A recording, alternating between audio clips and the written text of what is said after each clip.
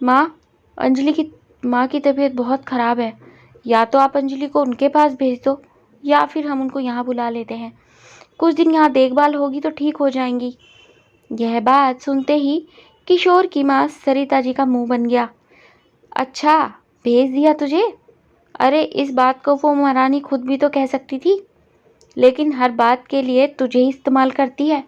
बीमार हालत में मैं क्या मना कर देती? ठीक है, इसकी माँ को यहीं बुला लो।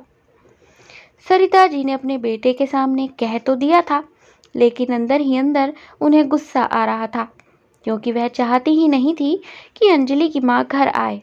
दरअसल अंजलि को जैसे ही पता चला कि उसकी माँ बीमार है, तो हमेशा की तरह उसने सरिता जी से अपनी माँ के पास भेजने के लिए नहीं पूछा और सीधे किशोर से बात की, क्योंकि वो जानती थी कि सरिता जी तुरंत मना कर देंगी। अपने कमरे के दरवाजे के पीछे छुपकर खड़ी अंजलि यह सुनकर मुस्कुरा उठी थी कि आज पहली बार सरिता जी ने एक बार में उसकी माँ को यहाँ आने के लिए कह दिया था, जबकि उसे तो तीखी बहस की उम्मीद थी, क्योंकि सरिता जी को अंजलि का उसके मायके जाने पसंद ही नहीं था।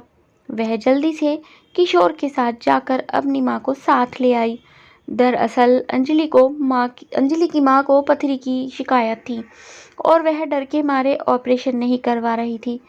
लेकिन जब वह घर आई तो अब उनके लिए एक कमरे की ज़रूरत थी, मगर घर में तीसरा कमरा था ही नहीं। इसीलिए किशोर ने अपनी माँ के कमरे में ही एक तरफ उनका भी बिस्तर लगा दिया और यह बात सरिता जी को पसंद नहीं आई। तो उन्होंने अकेले में किशोर से कहा, इसकी माँ को अपने कमरे में क्यों नहीं रखा तुमने? तुम्हें मेरा ही कमरा मिला था क्या? अगर मैंने हाँ कह दिया तो इसका मतलब क्या मेरा कमरा ही जब्त कर लोगे? किशोर ने धीरे से कहा, अरे मम्मी, 15 दिन की बात है, ऑपरेशन होने के कुछ दिन बाद चली जाएंगी। उस वक्त तो सरिता जी बेटे के सामने कुछ बोल नहीं पाई, मगर अपने कमरे में बिस्तर पर आराम करती हुई अंजलि की माँ शोभा जी उनकी आंखों में कांटा बनकर चुभ रही थी।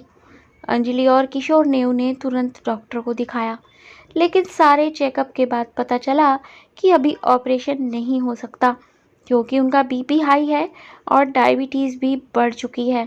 अब घर पर रख कर देखभाल करना ज़रूरी था।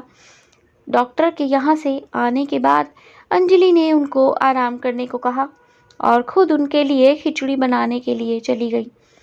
फिर तो सरिता जी को जैसे ही मौका मिल गया, मेरा कमरा तो हॉस्पिटल का कमरा लग रहा है, दवाइयों की बदबू तो मेरे सिर में चढ़ रही है। शोभा जी ने सुन लिया, लेकिन तुरंत सरिता जी ने झूठी मुस्कान दिखाते हुए कहा, अरे क्या है ना समधन जी, मैं तो दवाइयों से कोसों दूर ही रहती हूँ। लेकिन तभी अंजलि अपनी माँ के लिए सूप बनाकर ले आई तो सरिता जी के तेवर चढ़ गए और वह कमरे से बड़बड़ाती हुई निकल गई। सेवा तो अपनी माँ की होती है, सेवा सास की सेवा कौन करेगा?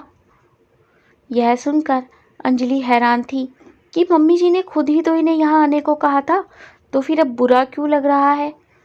लेकिन फिलहाल अपनी माँ के लिए वो चुप थी। कुछ दिनों की देखभाल के बाद वह वक्त आया जब शोभा जी की सारी रिपोर्ट्स नॉर्मल आ गईं और उनके ऑपरेशन का दिन तय हो गया। शोभा जी के अस्पताल जाते ही सरिता जी ने एक लंबी सांस ली। अब जाकर मुझे सांस आया है। मैं तो किशोर से कहूँगी कि उसे अस्पताल से ही चलता कर दे। अपनी माँ के लिए कितना खर्च कर रही है, कभी सूप बनाती है तो कभी फल काट कर ले आती है। अरे ये सब मेरे बेटे की मेहनत की कमाई है और मैं उस औरत को यहाँ नहीं रहने दूंगी। ऑपरेशन के 2 दिन बाद डॉक्टर ने अंजलि से कहा कि अब आप अपनी माँ को लेकर जा सकती है। फिर तो किशोर किसी काम से घर आया तो अपनी माँ के कमरे में जाकर उनके लिए फिर से बिस्तर जमाने लगा। यह देखकर तो सरिता जी बौखला गई। अरे अब उस बुढ़िया का बिस्तर यहाँ क्यों लग रहा है? तो किशोर बोला, आज उन्हें डिस्चार्ज किया जा रहा है, बस ये करके मैं अस्पताल जा रहा हूँ, फिर वहाँ से अंजलि और मैं उन्हें साथ लेकर आ जाएंगे। ये सुनकर सरिता जी एकदम से भड़क गई। अरे अब क्यों आएगी यहाँ? ऑपरेशन हो चुका है तो उसे उसके घर क्यों नहीं भेजते? मेरा कमरा क्या धर्मशाला है? ये सुनकर किशोर चौंक गया। कैसी बात कर रही हो मम्मी? ऑपरेशन के बाद देखभाल की ज़रूरत होती है, और तब तो आपने बड़ी आसानी से उनको यहाँ लाने के लिए कह दिया था। तो अब क्या हो गया? उनका कोई बेटा नहीं है, अंजलि उनकी इकलौती बेटी है। वो नहीं करेगी तो कौन करेगा? सरिता जी ने तुरंत मुंह तिरछा करके बोली, अरे मजबूरी थी मेरी, नहीं तो ये महारानी मायके जाकर नहीं बैठ जाती। लेकिन मुझे क्या पता था कि तुम मेरे कमरे पर उसकी माँ को कब्जा दे दोगे। ऊपर से सारा खर्च भी तू ही कर रहा है। अच्छी किस्मत है इसकी माँ की, जो ऐसा मुफ्त का दामाद मिल गया। और ये इकलौती बेटी का नाटक बंद कर। अगर उनके बेटा नहीं है तो क्या हमारी जिम्मेदारी हो गई? ये सुनकर किशोर को गुस्सा आ गया। मम्मी, जिम्मेदारी है, क्योंकि अंजलि ही उनका सहारा है और कुछ मुफ्त का नहीं है। उनके जमा किए पैसों में से ये सारे खर्चे हो रहे हैं। बल्कि वो तो आना भी नहीं चाहती थी, हम उनको ज़बरदस्ती लेकर आए थे। सरिता जी ने अकड़ कर कहा, कुछ भी हो, मगर बेटी के घर ऐसे पैर पसार कर कोई नहीं रहता। मेरी भी बेटी है, लेकिन मैं तो कभी नहीं जाती। यह सुनकर किशोर को गुस्सा आ गया और वह चुपचाप हॉस्पिटल चला गया। सरिता जी गुस्से से बड़बड़ाने लगी, दोनों माँ बेटी ने मिलकर पल्लू से बांध लिया है मेरा बेटा। मुझे नज़र नहीं आता क्या कि अपनी माँ पर मेरे बेटे का पैसा ही तो उड़ा रही है। मैं भी कुछ ऐसा करूँगी कि इसकी माँ खुद ही चली जाएगी। कुछ घंटे बाद अंजलि और किशोर शोभा जी को लेकर घर आ गए। उनको देखकर सरिता जी का मुंह तुरंत बन गया और उन्होंने शोभा जी से तबीयत पूछने के बहाने कहा, अब तो समधन जी ऑपरेशन हो गया आपका, अब तो जल्दी ठीक हो जाओगी और घर भी चली जाओगी। भला बेटी के घर कहाँ अच्छा लगता होगा। अपनी माँ के मुंह से यह बात सुनकर किशोर ने उनको घूर कर देखा तो उन्होंने तुरंत बात घुमाकर कहा, अरे समधन जी, मुझे कोई दिक्कत नहीं है, मैं तो बस ज़माने का उसूल बता रही हूँ, जिससे डरकर हम लोग अपनी बेटियों के घर नहीं जाते। शोभा जी को समझ में नहीं आया कि सरिता जी क्या कहना चाहती है, मगर अंजलि और किशोर सब समझ रहे थे।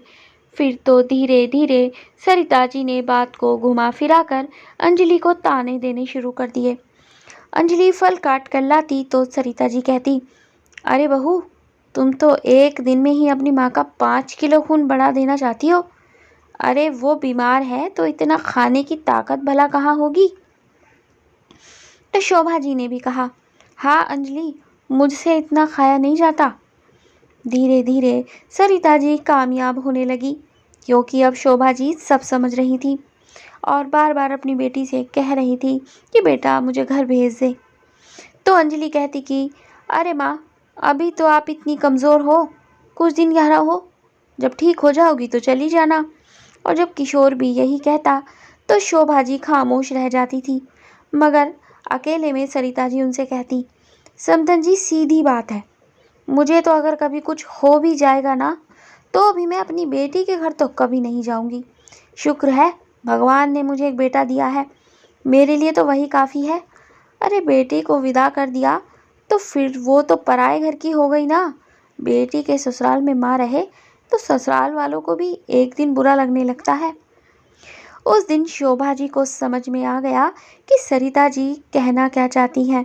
उन्होंने भी सरिता जी से कहा, बहन जी, मेरा भी यही मानना है, इसीलिए तो यहाँ आना नहीं चाहती थी और अब रुकना भी नहीं चाहती, मगर ये लोग मुझे जाने ही नहीं दे रहे। तो सरिता जी ने मुंह तिरछा करके कहा, मैं आपकी जगह होती तो चुपचाप बैग उठाकर चली जाती। फिर तो शोभा जी समझ गई कि अब सरिता जी क्या चाहती है। अगले दिन सुबह सुबह जब अंजलि और किशोर टहलने के लिए निकले तो शोभा जी अपना बैग उठाकर चली गई। सरिता जी सब देख रही थी, मगर सोने का नाटक करती रही। और जब अंजलि किशोर के साथ टहल कर वापस आई तो सीधी अपनी माँ के कमरे में पहुंची, लेकिन कमरे में तो सरिता जी अकेली सो रही थी। उसने सोचा बाथरूम में गई होगी, मगर वहाँ भी कोई नहीं था। फिर तो उसका दिल घबराने लगा और उसने किशोर से कहा, किशोर, मम्मी कहाँ जा सकती हैं? इतनी सुबह सुबह हमारी जाने के पहले तो सो रही थी। अंजलि ने तुरंत उन्हें फ़ोन भी लगाया, लेकिन शोभा जी ने फ़ोन उठाया ही नहीं। किशोर ने अपनी माँ को आवाज़ देकर उठाया तो सरिता जी नाटक करते हुए उठी। अरे कहाँ गई समधन जी, यहीं तो सो रही थी। तो किशोर ने कहा, मम्मी, आपको कैसे पता नहीं चला कि वो उठकर चली गई? तो सरिता जी ने गुस्से में कहा, अरे मैं उनकी चौकीदार हूँ क्या, जो नींद में भी देखती रहूंगी कि कहीं उठकर ना चली जाए। और वह कोई पागल थोड़ी है जो ऐसे चली जाएगी। बाहर जाकर देखो, टहल रही होगी। सरिता जी की बातें सुनकर घबराई अंजलि तुरंत घर से निकल गई और इधर उधर उनको ढूंढने लगी। मगर कुछ देर में वह रोती हुई आई और वापस उनका बैग ढूंढते हुए किशोर से बोली, किशोर, सच में मम्मी चली गई हैं, उनका तो बैग भी नहीं है। किशोर को अब समझ में आ रहा था कि क्या हुआ होगा, लेकिन वह अपनी माँ की इज्जत के लिए चुप रहा। 2 घंटे बाद किशोर बोला, चलो अंजलि मेरे साथ, मुझे पता है वो कहाँ गई होंगी। तो अंजलि रोती हुई तुरंत किशोर के साथ जाने लगी। तो पीछे से सरिता जी बोली, अरे कहाँ जा रहे हो, मेरे लिए चाय तो बना कर जा। किशोर ने गुस्से में कहा, इसकी माँ गायब है और आपको चाय की पड़ी है। इतना कहकर वह बाहर निकल गया, क्योंकि अंजलि का रोना उसे देखा नहीं जा रहा था। किशोर उसे लेकर आधे घंटे में उसके घर पहुंच गया। जाकर देखा तो दरवाज़ा खुला था और अंदर शोभा जी कुर्सी पर बैठी हुई थी। अंजलि अंदर जाते ही रोते हुए अपनी माँ से लिपट गई। मम्मी, ये क्या तरीका है, आप बिना बताए ऐसे कैसे अपना बैग उठाकर यहाँ आ गई? आपको पता भी है मेरी क्या हालत हो रही थी जब आपको घर में नहीं देखा। तो शोभा जी की आंखें भर आईं और वह आंसू पोंछते हुए बोली, बेटा, माँ को बेटी के ससुराल में नहीं रहना चाहिए, मेरी मजबूरी थी, लेकिन अब आना ज़रूरी भी हो गया था।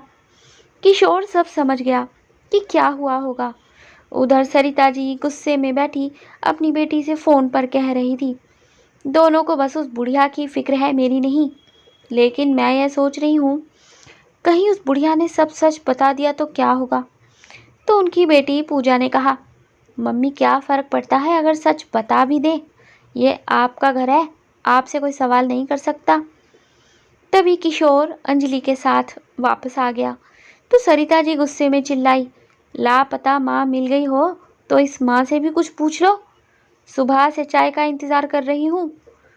सरिता जी को नाराज़ देखकर अंजलि चुपचाप रसोई में चाय बनाने चली गई और किशोर अपने कमरे में चला गया। सरिता जी को हैरानी हो रही थी कि किसी ने उनसे कुछ नहीं कहा। अंजलि अब खामोश रहती थी और रविवार के दिन सरिता जी से बिना पूछे किशोर के साथ अपनी माँ से मिलने चली जाती थी।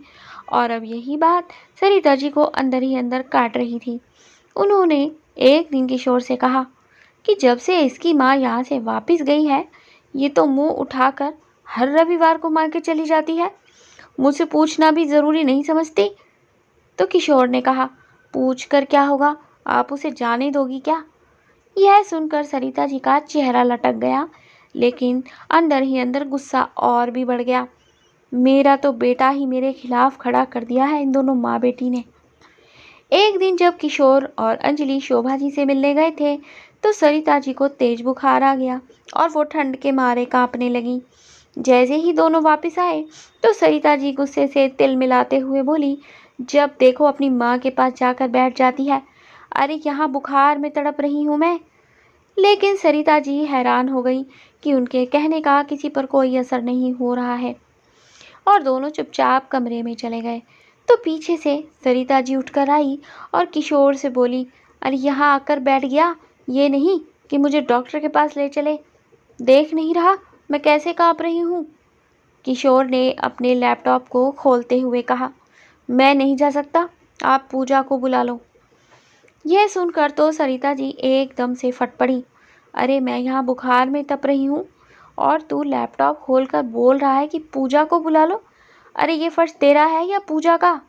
इकलौता बेटा है तू, अपनी सास की तो बड़ी फिक्र करता था, अपनी माँ को लेकर इतना बेफिक्र कैसे हो गया तू? किशोर ने तुरंत पूजा को फ़ोन किया, पूजा, माँ को बुखार है, तुम उनकी देखभाल के लिए यहाँ आ जाओ। यह सुनकर तो पूजा हक्की बक्की रह गई, अरे भैया, आपके होते हुए मुझे आने की क्या ज़रूरत है? पूजा का जवाब सुनकर सरिता जी भी बोली, सही तो कह रही है पूजा, मेरा इकलौता बेटा है सेवा करने के लिए, तो मुझे बेटी के आसरे रहने की क्या ज़रूरत है। इतना कहते हुए सरिता जी खड़ी नहीं रह पाई और अपने कमरे में जाने लगी, लेकिन फिर मुड़कर अंजलि से बोली, बहू मेरे कमरे में आकर मेरे माथे पर ठंडी पट्टी रख दे, और किशोर तू चुपचाप डॉक्टर को घर पर बुला दे। सरिता जी अपने कमरे में चली गई, मगर अंजलि नहीं आई। अब तो सरिता जी तेज बुखार में तड़प रही थी और उन्हें किशोर पर भी गुस्सा आ रहा था, मगर किशोर अपने कमरे में बेफिक्री से बैठा लैपटॉप चला रहा था। जब काफ़ी देर तक अंजलि नहीं आई तो सरिता जी को पूजा को फ़ोन लगाकर रोने लगी। पता नहीं दोनों कौन से जन्म का बदला ले रहे हैं। बेटा मैं बुखार में तड़प रही हूँ और दोनों मुझे देखने तक को तैयार नहीं है, ना ही किशोर ने डॉक्टर को बुलाया है। फिर तो पूजा ने कहा, मैं अभी आती हूँ, भैया को सबक सिखाना ही पड़ेगा, आखिर उनकी ड्यूटी ही क्या है। कुछ ही देर में पूजा घर आ गई और किशोर पर बरस पड़ी। भैया भाभी आप दोनों ने क्या तमाशा लगा रखा है। बुखार में तड़पती अपनी माँ दिखाई नहीं देती, जबकि सासू माँ की तो बहुत सेवा कर रहे थे भैया। पूजा के इस तरह भड़कते ही किशोर ने अंजलि को देखा तो उसने हाथ बांध कर कहा, तमाशा तो तुम्हारी माँ ने करवाया था।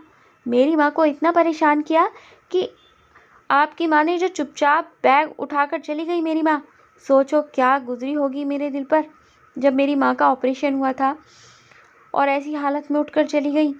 आज अपनी माँ के साथ हो रहा है तो बुरा क्यों लग रहा है। तभी किशोर ने ज़ोर से कहा, और पूजा अगर इकलौती बेटी होकर अंजलि अपनी माँ का ख्याल नहीं रख सकती तो फिर इनको भी क्यों देखे। और रही मेरी बात, तो इन्होंने अंजलि की माँ के साथ जो किया है वो मैं इनको भी महसूस करवाना चाहता हूँ। इन्होंने एक बार भी नहीं सोचा कि अंजलि पर क्या बीतेगी। तू मुझे यहाँ ज्ञान देने चली आई तो ज़रा सा ज्ञान मम्मी को भी दिया होता, जब वो तुझसे अपनी बहू की बुराई करती थी और तू साग में घी डालने का काम करती थी। यह सुनकर तो पूजा का चेहरा देखने लायक था, क्योंकि वो सोचती थी कि किसी को कुछ पता नहीं चलता। तब किशोर ने कहा, यही सोच रही है ना कि मुझे कैसे पता। अरे मैंने माँ का फ़ोन कितनी बार चेक किया और कॉल रिकॉर्डिंग सुनी। मुझे तो शर्म आती थी कि मेरी बहन ये हरकतें करती है। अरे मैं इकलौता बेटा हूँ तो क्या हुआ, तू भी तो इकलौती बेटी है। तू अपनी माँ की सेवा क्यों नहीं कर लेती जैसे अंजलि ने की है। बिस्तर पर पड़ी सरिता जी बुखार से तड़पते हुए यह सब देख रही थी और उनके आंसू निकल रहे थे। उनकी ऐसी हालत देखकर किशोर ने कहा, मम्मी आपने अंजलि की माँ को यहाँ से जाने पर मजबूर तो कर दिया था, मगर उन्होंने हमें सब बता दिया था और मैं भी इस दिन का इंतज़ार कर रहा था ताकि आपको सिखा सकूं कि इकलौता बेटा भी जब मदद ना करे तो कैसा लगता है। बहुत घमंड था ना आपको अपने इकलौते बेटे पर। ज़रा सोचिए, जिनको बेटे होते ही नहीं उनके दिल पर क्या गुजरती होगी। आपने एक माँ को उनकी बेटी से दूर कर दिया। इसलिए जब आज आप अंजलि से सेवा की उम्मीद कर रही हो तो अंजलि आपके पास भी नहीं आ रही। फिर तो सरिता जी ज़ोर ज़ोर से रोने लगी। सच में बहुत बड़ी गलती हो गई बहू। अब समझ में आ गया कि औलाद की क्या कीमत होती है, एक माँ के लिए औलाद कितनी ज़रूरी है। मैं शर्मिंदा हूँ, तेरी माँ से माफ़ी मांगने को भी तैयार हूँ। बस बहू मुझे डॉक्टर के पास ले चल, वरना ये बुखार मेरी जान ले लेगा। अंजलि ने सरिता जी से कहा, चलो आपको एहसास तो हुआ अपनी गलती का। मैं तो अपना फ़र्ज अब भी निभाऊंगी, लेकिन मेरे लिए यह सब भूलना बहुत मुश्किल है कि आपने मेरी माँ को यहाँ से जाने पर मजबूर किया। तभी वहाँ पर खड़ी पूजा भी माफ़ी मांगने लगी, लेकिन अंजलि ने उस पर कोई ध्यान नहीं दिया और तुरंत किशोर के साथ सरिता जी को लेकर हॉस्पिटल चली गई।